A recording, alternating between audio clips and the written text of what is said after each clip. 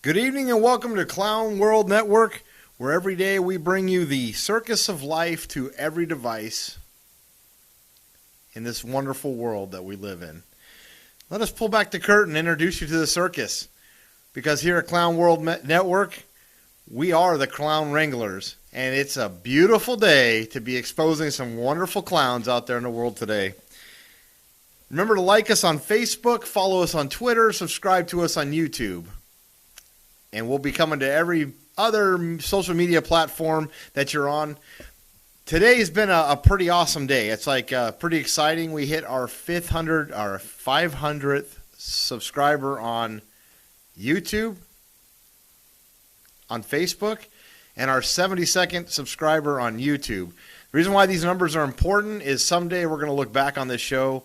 We're going to see all the mistakes that we made. We're going to see the times that we were doing these shows. Like right now, for those of you who are watching on replay, this is actually about midnight on Friday night.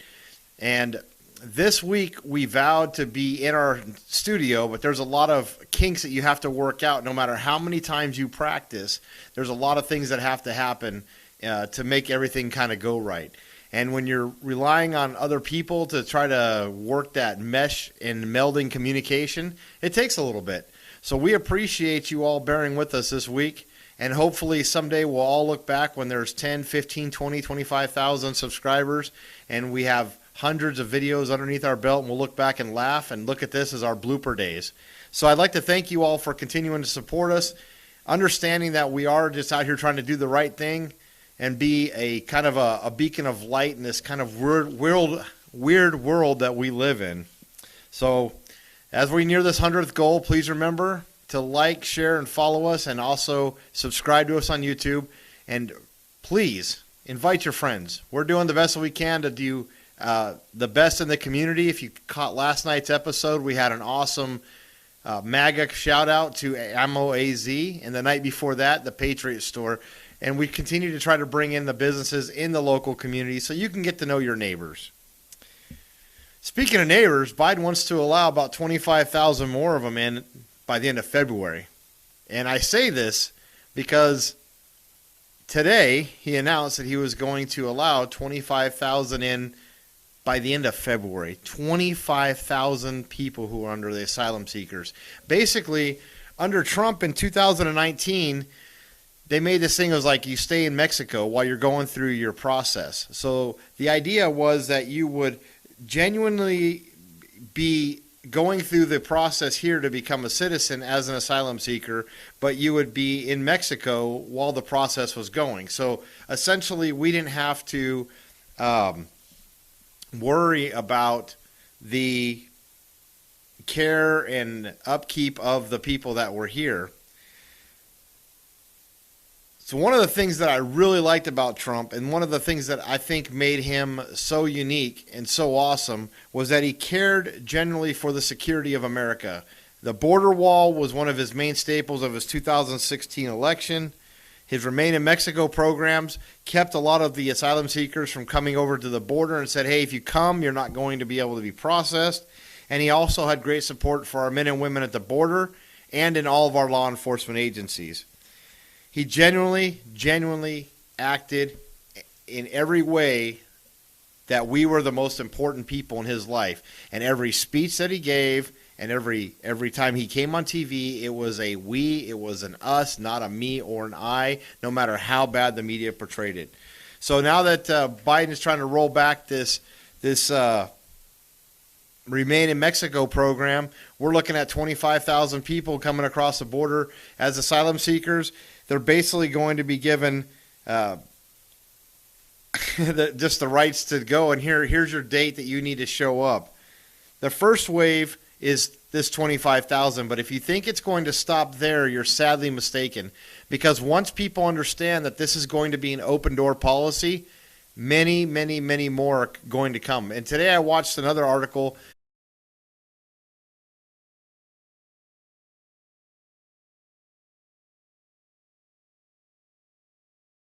walking in these caravans, and the Mexican police are doing nothing about it. So, you know, it really sucks that we've gone this far. Trump did such a great job of getting us to a point where we could feel like we were actually making some progress, and all of a sudden the funding for the border wall has been taken down.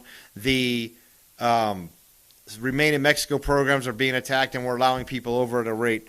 Just show up to your date. I mean, I don't know what to say about that. So I really, Biden, I'm no fan of Biden's. I haven't been a fan of Biden's. I've never been a fan of Biden's.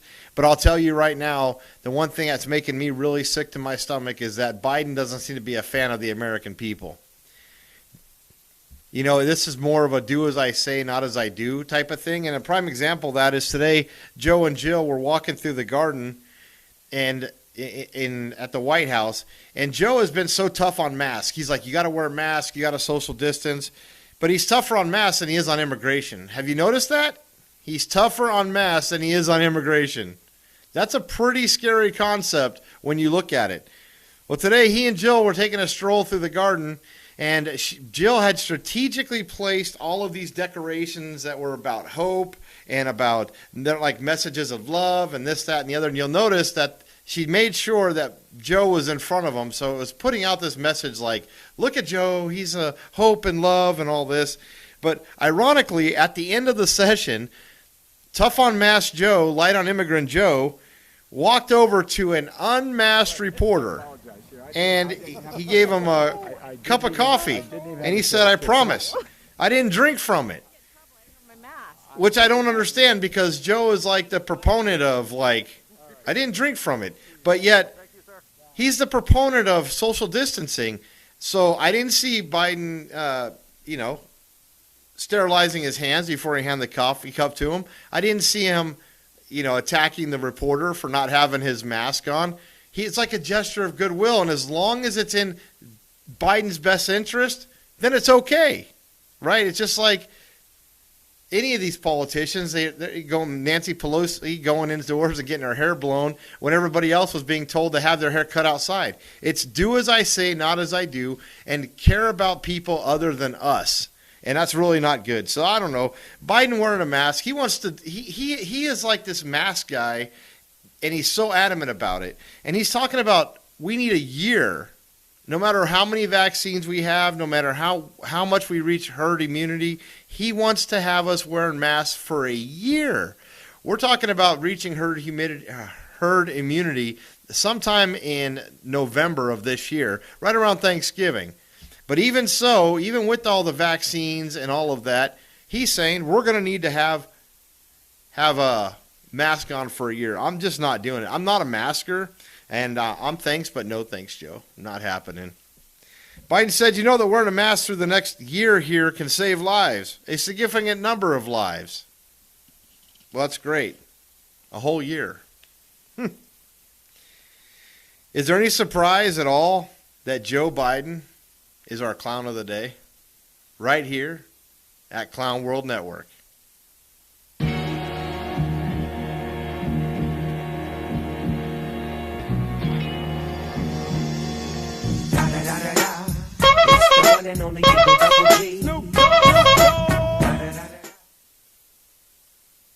Now, folks, I don't want you to think the Clown of the Day was rigged. This is an award that Joe Biden has actually legitimately won, and he did so without us needing to do a recount. So this is a legitimate Clown of the Day, probably one of the first elections that Biden's ever won, realistically. So Biden, he's being tough on masks, and yet the CDC saying, hey, the kids can go back into school now. Wasn't that wonderful? So now we can send the kids back. Well, guess what? They want to send the youngest of kids back, which is ironic to me, because aren't the younger kids the ones that don't have the best protocols for washing their hands or not picking their noses or keeping their hands off their mask or their friends or, washing their hands after using the restroom? But yet these are the ones that are the ones that need to be back in school. We all know the CDC cares so much about our children, though. I mean, they really made it really difficult on our children this year. And again, I'm not a super big mask person, so for me, it's not a very appealing thing that we keep our kids out of school. They're missing sports, they're missing the camaraderie, they're missing a chance to interact, and you're isolating them. And we don't need to be isolated as people. We are people that are like pack people. We love to be around other people. We love to be interacting and engaging. And since this whole mask thing has started, it's really set kids off a different way. I'm very fortunate that my daughter lives in Texas, and Texas has a very liberal, policy when it comes to the COVID. So they don't have a lot of time that she's spent out of school. A little bit last year, and then this year she's been back in school pretty much ever since, unless there's somebody in her grade that contracts the disease, and then they say, okay, we need to keep you guys at home. But I think she's only had a 10-day stay at home through this whole deal. So I'm really not okay with these stay-at-home orders, and the plexiglass in the classrooms, and the separation of the mask, and then the teachers are complaining that they can't even hear the kids behind the plexiglass or their mask. So it doesn't make any sense to me why we are continuing to put ourselves at risk like this. The CDC doesn't have an idea of what's going on. Dr. Fauci, he keeps being contradictory. I guess we'll wear 2 masks, we'll wear 4 masks, but then we can take our mask off. He's not sure, anything. And then we have these vaccines that are coming out that are not tested that they want to mandate. I'm sorry, I'm a no vacciner. I'll take a no mask, and if I contract it, then my body will get the chance to learn how to defend it. And that's my opinion. So I think it's kind of a movement in our country that we really need to start realizing that we're being separated and isolated from our neighbors. Our kids are being isolated from their friends, and it's going to cause long-term mental effects. It just is. Ironically enough, too, Trump's been out of office, almost a month now? This officially a month will be the 20th. And we're dealing with this impeachment going on. They just won't let up on him. Well, over the last couple days, the media has exploded. They just cannot let go of Trump. But I guess when your ratings suck, you have to go back to what has been the magic formula for the last 4 years. Look at all these articles that are out there.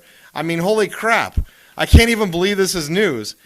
This was something that happened back in November, and now they're saying, we have to really look into this because the White House downplayed how sick he was.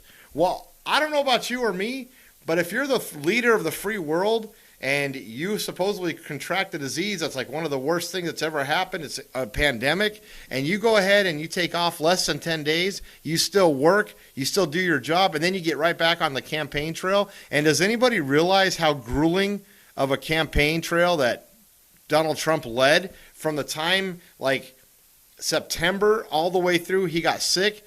Then he was Walter Reed Hospital. He got out, and he was right back at it. I mean, I saw him twice in 2 weeks in Arizona, and he was right back at it. I mean, he did not stop. Doesn't that show, hey, I'm not only a leader, but I'm going to lead by example. I'm going to deal with it. I'm going to get back out there. And isn't that what people want to see? I mean, honestly, you're bringing up news from 3, 4, 5 months ago, and this is today because they're just trying to discredit him, saying, they downplayed it. Who cares? He's not on a ventilator. He got out of the hospital. He went back on the campaign trail. And this is what the media comes up with. And this, folks, is why we have a problem with the media in the world, because this is what every station picked up. Newspapers, the Washington Post, the New York Times, all of the local networks. They were talking about Trump's downplaying of his COVID. I just don't understand. I really don't. But I guess when you're Trump, that's America, baby.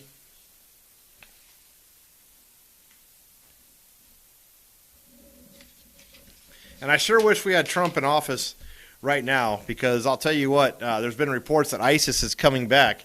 Now, Trump is the first president since Jimmy Carter that hasn't gotten America into a war. In fact, we had 4 years where we didn't we didn't get involved in any new conflicts. And he was bringing people home, and he was doing what he said he was going to do. Well, all of a sudden, here we are, Joe's in office, and now we're starting to hear these reports. And again, without the media, I don't know what to do. Now we're under ISIS threat on the rise again. Do you know why? Because Trump's not in office. Think about the things that Trump did. He actually bombed a guy on the runway, right? You take out the head of the organization, you wait for the next head to come up, you take him out again. Well, here's Biden, and Biden is going to be tasked with this rise in ISIS. We haven't even heard anything about ISIS. It hasn't even been in the news in like 2 years since Soleimani was killed. I mean, you talk about that, and how they respond to us on that. You know, we got a few bombs lobbed at our base, but it wasn't even that big of a deal. But now Biden's in office, and instantly, within a month, we're having asylum seekers being released in our country and the rise of ISIS. Now, what do you think's going to happen? Biden's going to have to respond. If he doesn't, then we're going to be in trouble, right? So that means that the men and women of our armed forces are now going to be involved in another conflict that we were not in 4 years. This is disgusting. And I only wish that our country had the luck of this border collie. I mean, I hope that we do as well with ISIS as this border collie's done. So this border collie is an 8-year-old border collie named Lulu. Just inherited millions and millions of dollars from her late owner. Lulu will be placed under the care of an 88-year-old friend who used to take care of her when Bill was actually traveling. But check out this dog. Lulu, an 8-year-old border collie, is a very wealthy dog. And we're not just talking about with treats and toys. Yes, she was a beloved family member, but her incredible inheritance still comes as something of a surprise. News Channel 5's Nick Barris now with the exclusive story about Lulu and a last will and testament that left her a huge sum of money. Lulu here plays watchdog outside of her Nashville home, but the truth is she can afford to hire her own security. But hey, this is what a dog does. Lulu works the front door not because she has to, but because she wants to. Yeah, she's a good girl. Martha Burton is Lulu's caretaker, or is it the other way around? Come here. Come here. Oh, she goes between me and anybody that comes along that she don't trust. The two have been together for years as the 88-year-old Burton kept Lulu for her friend, the dog's owner, Bill Doris. He was always on the road, and Doris wanted Lulu well cared for while he was away. Oh, he's always left the dog for me to take care of. Then, late last year, the 84-year-old Doris, an unmarried, successful businessman, died. His will named Lulu and left her money enough to pay for more kibble than any dog could possibly imagine. Oh, yes, he loved the dog. Exactly how much did Doris leave? The will reads, $5 million will be transferred to a trust to be formed upon my death for the care of my border collie, Lulu. I don't really know what to think about it, tell you the truth. He loved the dog. The will specifies this trust is to provide for all the needs of Lulu. The dog will remain in possession of Martha Burton. Here you go. Here you go. The estate is currently in probate, and it's not exactly clear how much it's worth. But friends of Doris say he had vast real estate holdings and investments. Burton doesn't know anything about all that. What she does know is that Lulu is happy and loved. There are no plans to buy a solid gold dog bowl or diamond-encrusted collar. The will states Burton will simply be reimbursed for reasonable monthly expenses. She knows there's no way they could ever spend $5 million, but... Well, I'd like to try. Nick Barris, News Channel 5. $5 million. How would you like to be that border collie? I'll tell you what, he was not clowning around when he wrote that will. Can you imagine being the family of that man? And I'm sure he probably doesn't have a lot of family, but can you imagine being the family and being at the will reading and find out that $5 million was being given to a dog? I love dogs. I love my animals. But I'll tell you right now, $5 million, I'd probably find a few other things to do. But we wish Lulu the best. And, of course, I have a feeling that it's going to have quite a good life for the remainder of it, which is awesome. Well, I'll tell you what, we have another story that's kind of more interesting. I don't know if you've heard of the Gorilla Glue girl. Well, this was a story that went viral some time ago in early January where she had actually used Gorilla Glue to get her hair to stay. Now, she says she was in a hurry, and basically the idea was that she would use the Gorilla Glue and then it would wash out at the end of the night. Well, that's not exactly what happened. It didn't go so well, so she had to go back to the ER. for acetone and water. Of course, I'm guarantee you've ever seen what acetone does to your skin. Can you imagine what it would do to your scalp and your hair? I'll tell you, that's not the kind of night I'd want to have. But I got to believe that it went pretty well because she went out all night and then came back before she realized that the Gorilla Glue was not coming out. But her mistake actually led way to what was now known for the Gorilla Glue Challenge. Now, I don't know if this is a lot like Tide Pods, but we have this gentleman that actually decided he would take the Gorilla Glue Challenge. So he went ahead and, I'm just going to set this up, and you need to see this. I'm going to show y'all something. I got some Gorilla Glue right here. Super glue, real. Watch out. I'm going to take it, put it on this cup, put it in my mouth. Then I'm going to be the lick it and get it off. It's easy. Gorilla Glue garbage. I'm telling you now. I feel like we need to clear the air because you don't want something crazy happening. Put it on here. Farewell thing. You know what? I think. Hey. How are you? Then I'm going to put it on my mouth.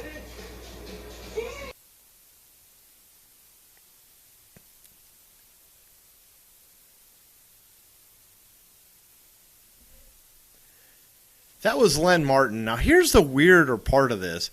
Both of these people were from Louisiana. So I'm not really sure what's going on in Louisiana, but they really need to start IDing people with a psychological evaluation for Gorilla Glue. Because I have a feeling that these people are having some major problems there. So Len, the worst part about this is if it doesn't heal, the lips don't heal, then they're going to have to take a portion of his lips off. I'm not the smartest guy in the world, but have you ever seen the little tubes of super glue that they sell at like Walgreens or CVS Pharmacy? You get a little on your fingers and it rips the skin off.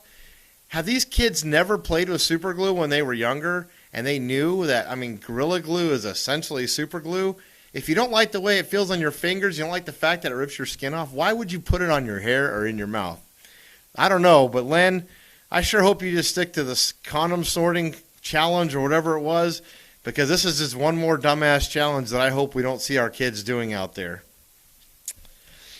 One more thing for the evening, and I'm going to let you all go. The other day we had a Zoom call blooper, and I thought it was the cutest thing. But realistically, it was a Zoom call that was going on in a court case. There was a judge and two attorneys.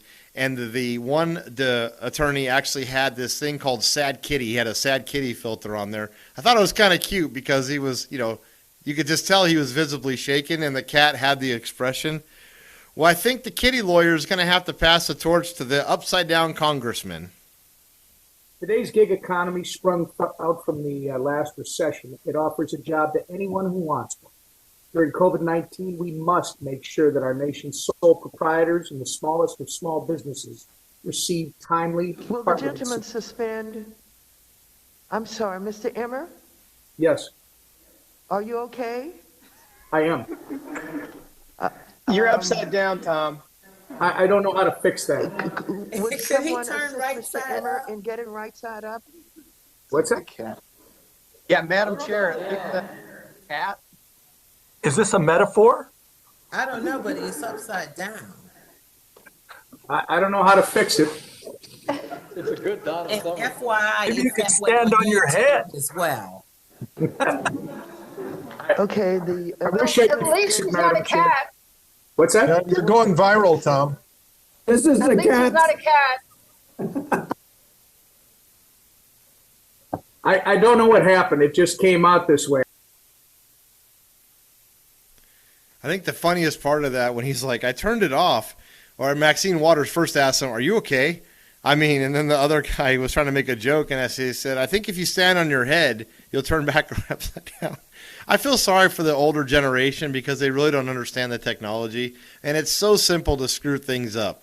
All you have to do is watch our show every night, and you'll see that, right?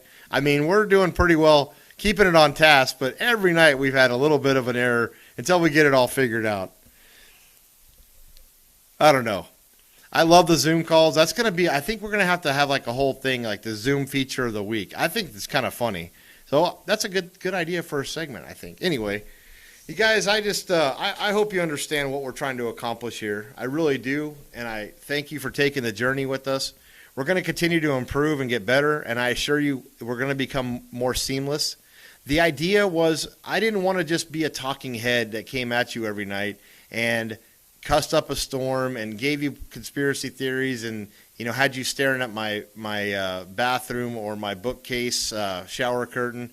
I wanted to give you something that would actually engage you, provoke some thought, and help you understand your community, because that's really what we're trying to create here at Clown World Network is community.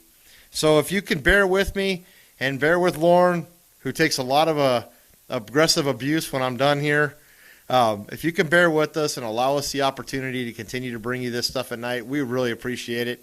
We are going to be better than what's out there, and I can assure you by the time we're done getting our format figured out and really understanding all the intricacies of what we're doing, we're already bringing in elements that a lot of people are not doing by featuring our local businesses and featuring people who are an important part of the community. We believe that the Make America Great movement starts and ends with the American people, and we are going to continue to promote that all the way through. On that note, thank you for joining us this late on a Friday night or on replay. Remember, please go to our Facebook, our Twitter, or our YouTube and hit the little subscribe, like, and share button. We'd really appreciate it. We're coming at you right here at the Clown World Network. Have a good night. And in closing, be good to each other. Know that I love you, and we'll talk to you again real soon. Have a wonderful weekend.